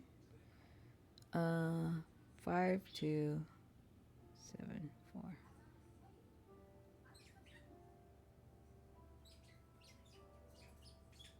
Oh, that's cool. So it's an actual. So this is a line in Canada. So this is a Therapy Toronto network, which is a psychotherapist in Toronto, Ontario. That's kind of cool. I guess if they're in Canada, like the game developers and all this stuff, they would use like a local number to an actual place. Mostly if they said this is a non-fictional tale, give or take. Okay.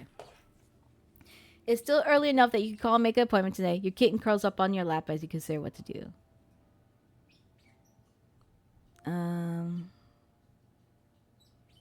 Let's go asleep on it. The thought of picking up the phone and calling someone about this right now is overwhelming. Surely you have a hard time lately and have motivation issues, but are you really in need of therapy? Shouldn't you just get over it yourself? What if they put you on medication that makes you feel like a zombie? What if you go and the therapist looks down on you? What will Alex think about this? I mean, who gives a shit at this point? You're fucked up enough that you're struggling. Trying to think about all these things at once makes you feel like a very big deal, and you decide to take your time to think about it. The rest of the day passes quickly, and at night you have a hard time trying to sleep because your brain is too busy thinking about all the things and imagining all the ways it could go horribly wrong. I know it could go horribly wrong when you call a number and be like asking for help, The next morning, you check your email again with a blurry eyes and a mewing kitten. Amanda's email is still there, seemingly waiting for you. You are no more decided that you were yesterday. What now? Call after wrestling with for a few more minutes. You read through Amanda's email 2 or 3 more times and sit and stare at your computer for a while. While the memory of that uncomfortable conversation makes you feel newly embarrassed and self-conscious, part of you is also encouraged by the fact that she cared enough to get back to you at all, which is very true. Sometimes people are like, yeah, get over it, or I'll send you information, and never do. Sitting in front of your computer, you start to question things about whether or not Amanda sent you this number out of pity or perhaps some sense of obligation after having listened to you. You question her motives and the validity of her concern and whether or not you think seeing a therapist would even be helpful. Yet, almost unconsciously, you reach for your phone before you realize what's happening. You're listening to a therapist's line ring. Before you bring yourself to hang up, you listen to a slightly clinical but not unpleasant voice of the receptionist asking how she can help you. I'd like to make an appointment with the doctor. Your manager stammer out. The conversation is quick and not as nearly as unpleasant as you're fearing, and quicker than you could say Freudian slip. You scheduled your appointment. Quicker than you realize, appointment day rolls out. What do you do? Um, we're still fucked up regardless, so we gotta go to the fucking therapist's office, even if we're unsure what to expect. I mean, that's always how it is. You never know what you're gonna expect if you already anxiety and issues altogether. You had your first session with your new therapist, Dr. Susan Maville, a tall woman in her mid 40s with a disarming demeanor and patient eyes with the start of the slightest smile lines.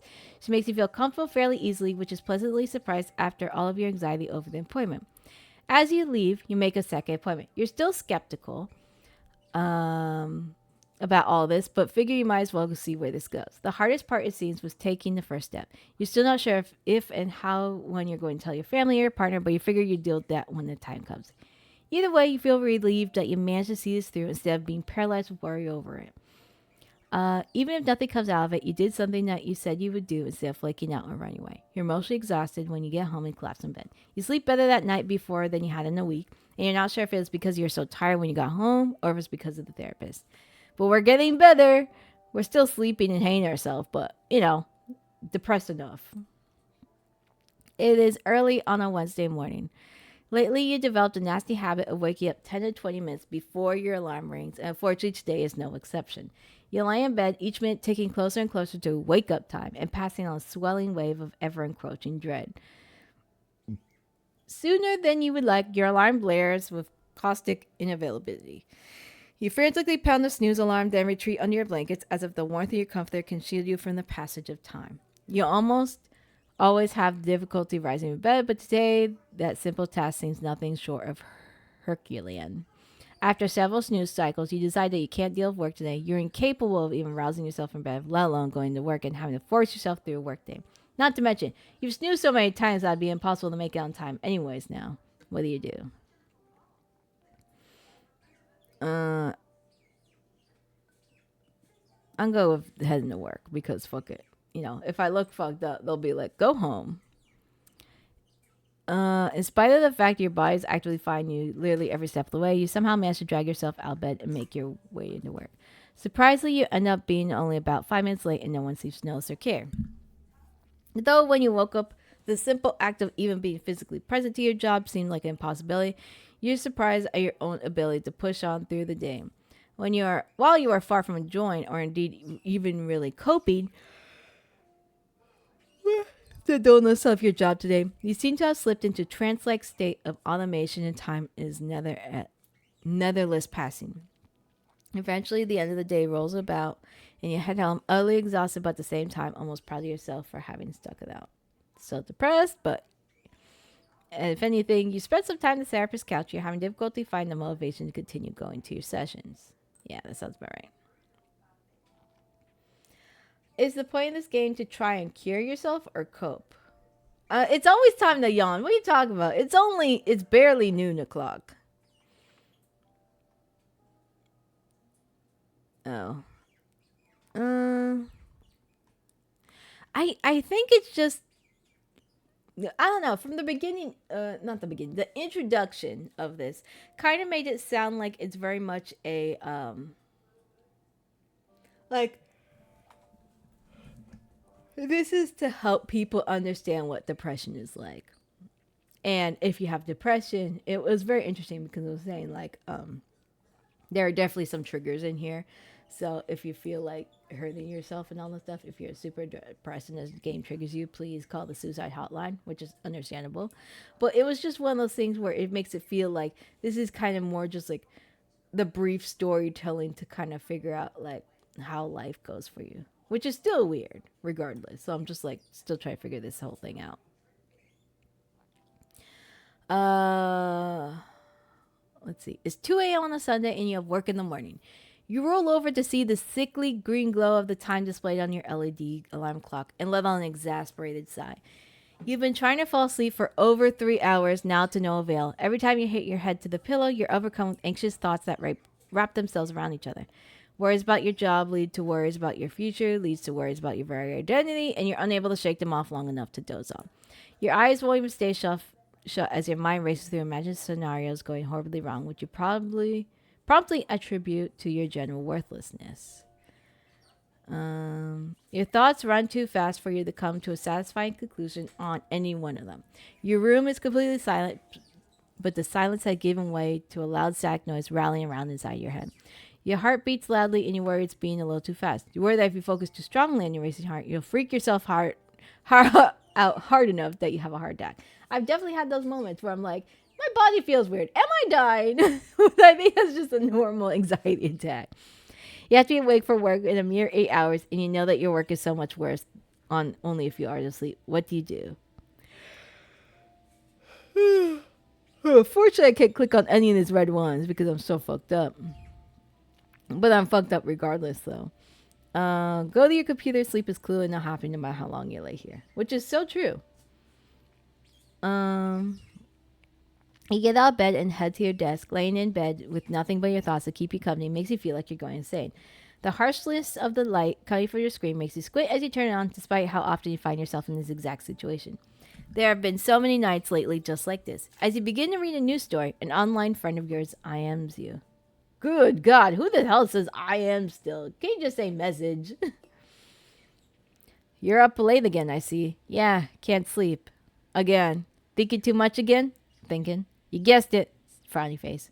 Want to talk about it.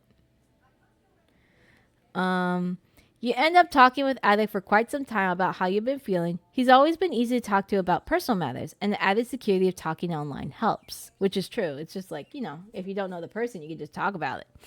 Being able to rethink what you say as you type it out and check before you send it out helps you gather your thoughts, and you find it less intimidating in a way than to type it all into a prompt and say it out loud.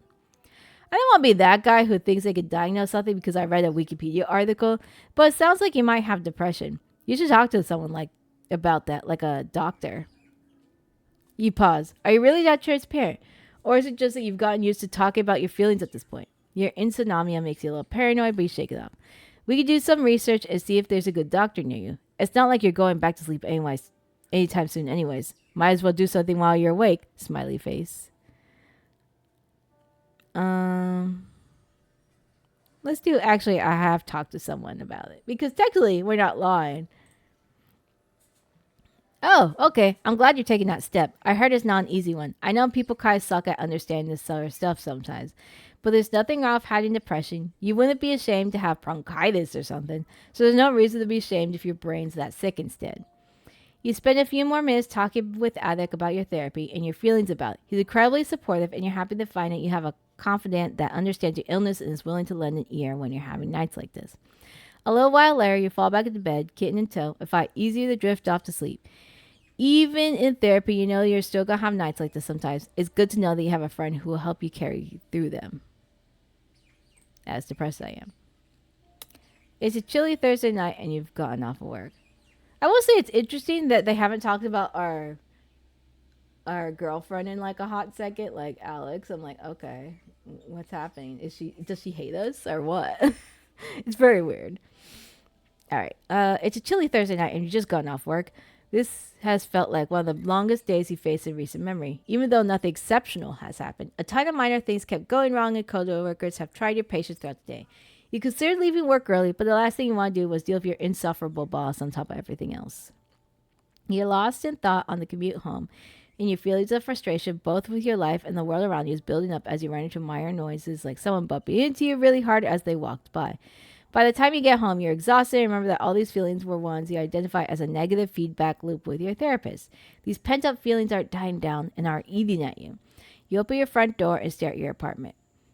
An overwhelming feeling of exhaustion overcomes you for you, and it feels like your energy levels are low enough that you'd like to settle into a single activity tonight. What do you do? let's just reach out to someone because distracting myself only does so much. But I also don't want to reach out to people. Ugh, gross. May I ask you a question that's not related to this game at all? Yeah, go ahead while you're trying to decide which one to do next. Reach out to someone close to you. What is that creature in the bottom left? This little creature in the bottom left is a. I don't know if I'd call it a mascot, but it was a weird hybrid adoptable drawing thing, or the design for it was. And it's supposed to be a combination of a sheep and a seal combined. And if I remember the original drawing, it was very much a. Actually, let me see if I can pull it up real quick, or if I can find it. Let's see. But they call it a seep, SEAP. Let's see. The only thing is I don't know if my log information is still active. That's the real thing.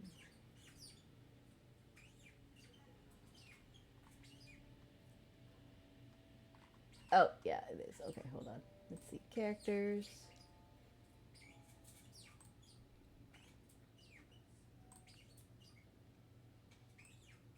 Yeah. So the original artwork, or adoptable, I guess you would call it, was like you get it for like $1 or two or something like that. It's like, oh, here's a cute little like seal creature that has a little bell on it and little ram ears and all that stuff.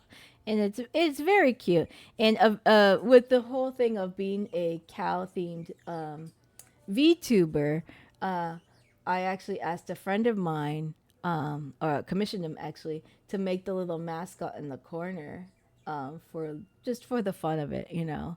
And I was just like, oh, it's kind of cute and it's very fun and I love it so much. But yeah, I think it was just a thing where I was just like, okay, I like little critters, and I don't know. It's just sometimes you just enjoy things, you know. But yeah, they have like all little bell things, and I think the difference was is that they have different like fur colors or something like that. I don't remember entirely too much about it. It was just one of those weird things you just do. Okay, let's see. Oh right, we call someone close to us. Your head feels too noisy and you need to trade it for some actual conversation. Your therapist is saying it's important to reach out to your support network, so you might as well give it a shot. Who do you call? Mother, God usually loves you if she doesn't always understand you. She's your girlfriend. He's family and fun to talk to.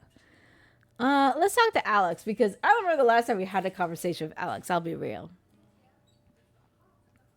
Oh, this isn't long. Okay. You dial Alex, who picks up after only two rings. You ask if she has time to talk, and she tells you she's just hanging around in her PJs and is actually somewhat bored for once due to being caught up in her own coursework for school. You try to figure out where to start with how you're feeling and are overcome with missing her face. You ask if she feels like grabbing some dinner, and you notice her barely contained surprise and delight on the other end of the line. I know, this isn't long. Oh, 100 articles later. You meet about half an hour later at an inexpensive diner not far from your apartment. That sounds good right now, actually. I'll be real. While the food is not great, you're surprised by how much your mood seems to have elevated just being in her company. While at first you were extremely hesitant to talk about your job and situation for fear of being burdensome or sounding like a whiner, you see her listening intently to you with what seems to be genuine concern. After winding down with a beer, you cautiously open up about a little bit more about your feelings surrounding your job and how draining it leaves you feeling, and how you feel like you're simply existing, selling days of your life for no real purpose, which is very true.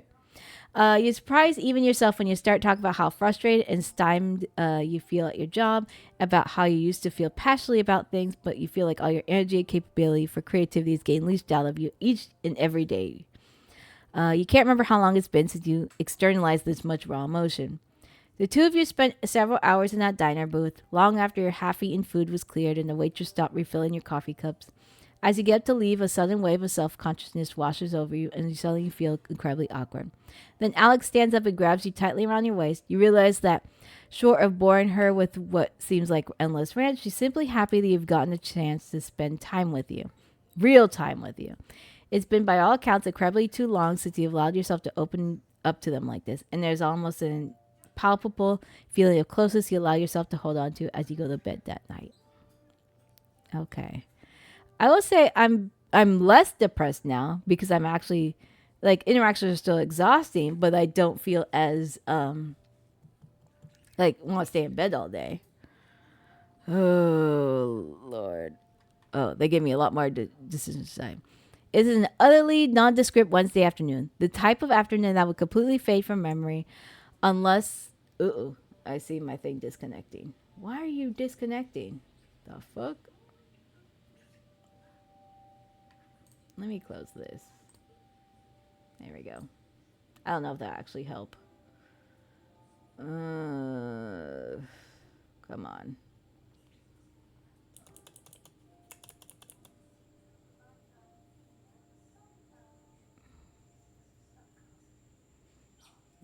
Jeez, why does it always decide to disconnect at the worst times?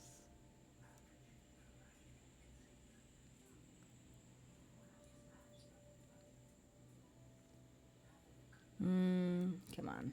Actually, let me get a drink while I'm here.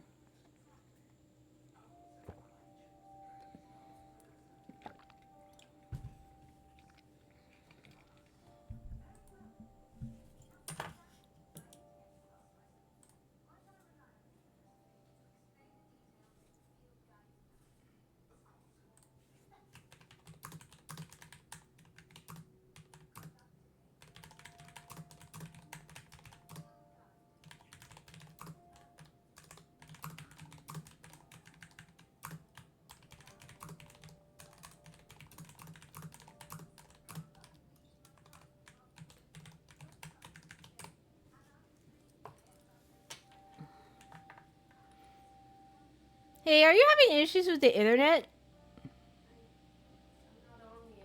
Oh, right. Never mind. I don't know why I asked you. Damn it. Oh, shit.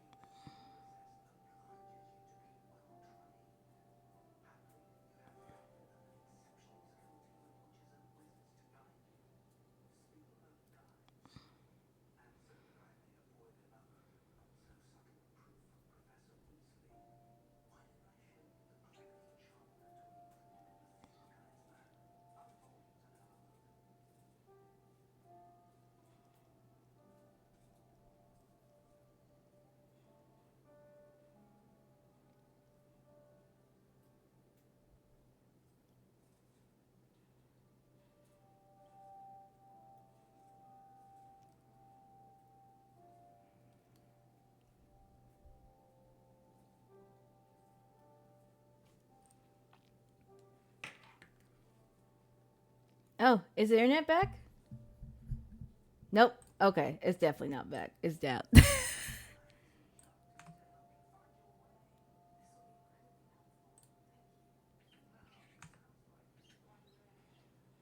I wonder.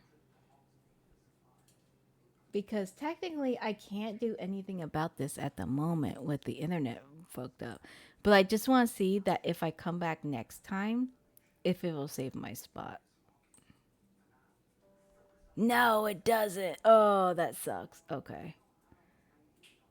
That's very upsetting. Okay. Okay.